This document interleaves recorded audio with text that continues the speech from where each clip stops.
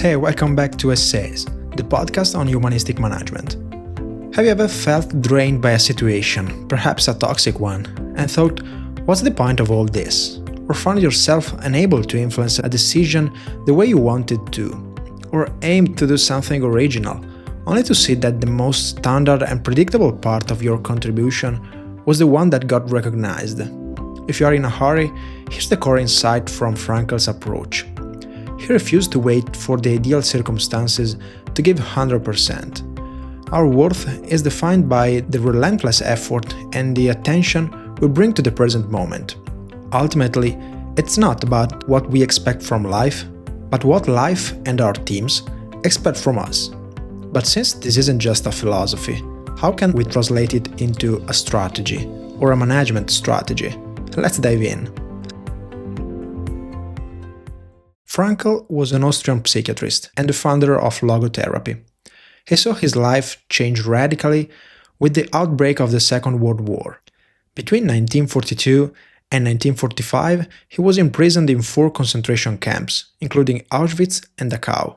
And in that extremity, he developed the profound reflection that defined the bestseller Man's Search for Meaning. I know this is a profound book and not easy to be applied in a business context, of course. But since it has helped me navigate both personal and professional challenges, I felt it could offer an interesting perspective on the struggles we all face every day. Frankl observes, for example, in a world that no longer recognizes the value of life or dignity, stripping man of his will and treating him as an object to be exploited and destroyed, a collapse of personal values is inevitable. Of course, there is much less at stake in our workplaces, but what's the point? He suggests we cannot allow external things to dictate when we apply our values, whether in a project or a personal challenge.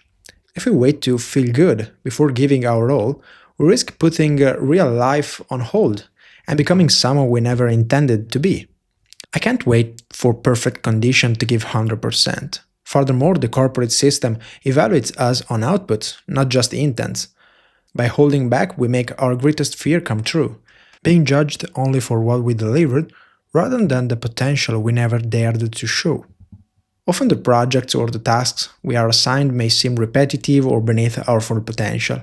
In these moments, the Stoic philosopher Epictetus would say that every situation has 2 handles, one by which it can be carried and one by which it cannot.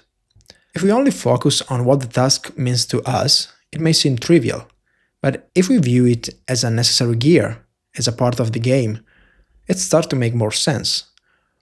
When the purpose is unclear, the most effective move is to ask maybe your manager to your team in what specific way is this project crucial to our goals. When we understand and commit to a common goal and stop focusing only on ourselves, we begin to generate influence. This is how we can build and share personal power even when we lack position power or a formal title.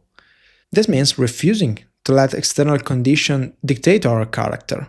So, it seems Frankl is saying our conduct must become the ultimate goal. This requires a selective focus, setting aside the worries for distant things to focus entirely on the values you wish to embody. By flipping the task or a conversation with your team as your sole purpose, you aren't actually ignoring your problems. You're just preventing them from covering all your experiences. I can decide to give my 100% not for what the boring task represents for me, but just to keep this good habit in every action, just to train me. It depends on my value, not on the task itself. In the same way, Frankl asks the reader, where does human freedom truly lie? He concludes that even when everything is stripped away, one final freedom remains: the power to choose our attitude and in doing so, determine our own destiny. This aligns perfectly with the wisdom of Montaigne, when he says, the ultimate purpose for each of us is simply our own conduct. Another interesting aspect is finding meaning in a challenge, and in general in suffering, a concept we can apply to our deepest professional frustration or why not to our personal crisis. He writes, the meaning of life is not found just in creative activity, where we fulfill ourselves through work, nor is limited to contemplative dimension of art, beauty, and nature. Even in the most oppressive circumstances where creativity and joy are extinguished, life retains its intrinsic value. Its true essence is revealed in the ability to preserve moral integrity against overwhelming external constraints. If life has meaning in itself, then suffering must also have meaning as part of life. Well, while the context he is talking about is incomparable, who among us hasn't experienced little oppressive circumstances in their own small way, with their own professional lives? This is the moment when Frankl quotes Dostoevsky, saying, "I fear only one thing, not being worthy of my suffering." So, heavy words, but what could it mean to be worthy of a professional or a personal challenge? Well, I think it means refusing to waste the opportunity for self-awareness on desperation. Being worthy could mean avoiding two common traps, in my opinion. Pride, on one side, which leads us to believe our pain is unique and other struggles are lesser, and victimhood, using our challenges as excuses to stop being patient or respectful towards others. In terms of what they call authentic leadership approach, being worthy means to be adherent to our internal standards, to do what we say we will do, to walk the talk, regardless of external circumstances. Our colleagues do not share our internal struggles, of course, nor are they required to. We prove our worth by transcending our pain and offering something better to those around us. Even when we cannot solve the global crisis, we can start small, by being fully present in the here and now, for example, and listening to a colleague. Radically improving someone's day requires nothing more than shared enthusiasm and energy. External forces can strip us of many things, but in the end, they can never take away the power to choose how to deal with others.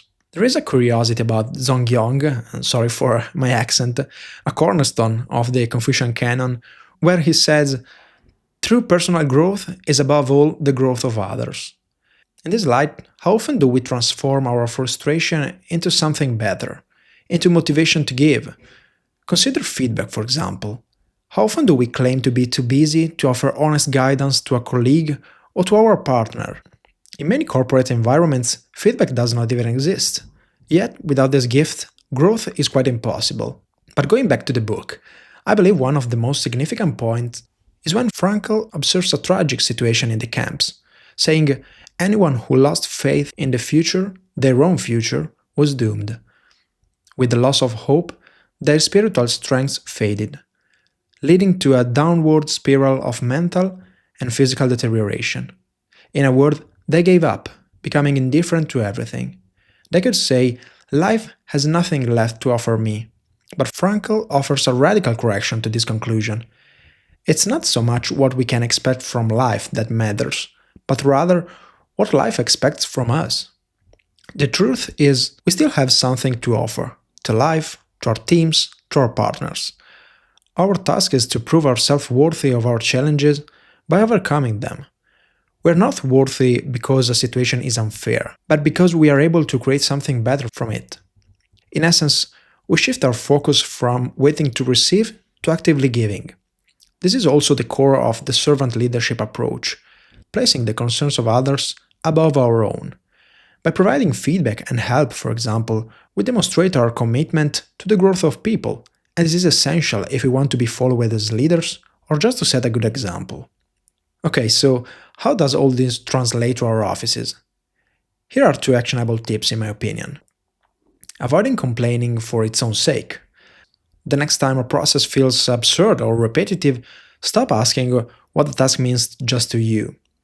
Don't allow external activities to determine your mood for the rest of the day. We can always choose our conduct towards others, not allowing a boring task to make us boring too. And the second one is feedback.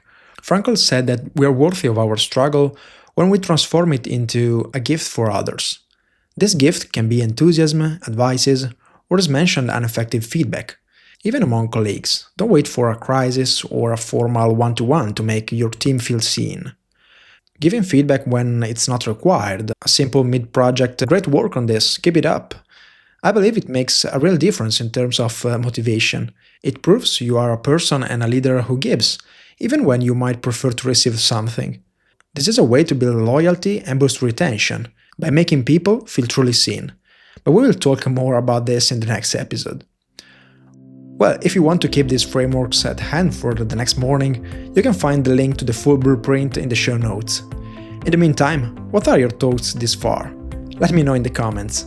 So thank you for joining me, and if you would like to deep dive, you will find the link to the book in the description. We will catch up in the next episode.